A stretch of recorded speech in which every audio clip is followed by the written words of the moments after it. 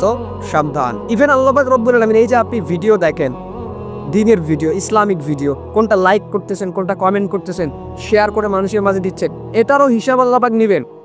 কমেন্টে কোন আলেমকে গালি দিচ্ছেন, কাকে কি বলতেছেন, কার কোন নায়িকার ড্যান্সের ভিতরে আপনি লিখতেছেন ওয়াও, বিউটিফুল, নাইস, এগুলো কোথায় লিখতেছেন, এটারও হিসাব আল্লাহ পাক কিয়ামতের দিন নেবে।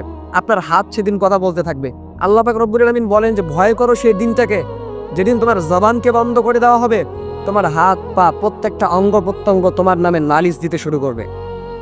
এজন্য আপনি কাকে কমেন্ট করতেছেন, কাকে লাইক করতেছেন, কাকে শেয়ার করতেছেন, ইসলামিক ভিডিও, খারাপ ভিডিও, অশ্লীল ভিডিও, সব কিছুর হিসাব সেদিন আপনাকে দিতে হবে। এই যে তারা লিখে রাখতেছে, এই অনুযায়ী আপনার সেদিন হিসাব নেওয়া হবে। যার জন্য এগুলা ভেবে সাবধান। কিসের পথে চলতেছে? হারামকে হারামভাবে মেনে নেন, হালালকে হালালভাবে মেনে নেন। যুব সমাজ দিনের পথে ফিরে আসে। আমাদের হাতে পরবর্তী ইসলাম আছে, আমরা ইসলামটাকে ধরে রাখতে পারবো, দিনের বিজয় আমরা করতে পারবো।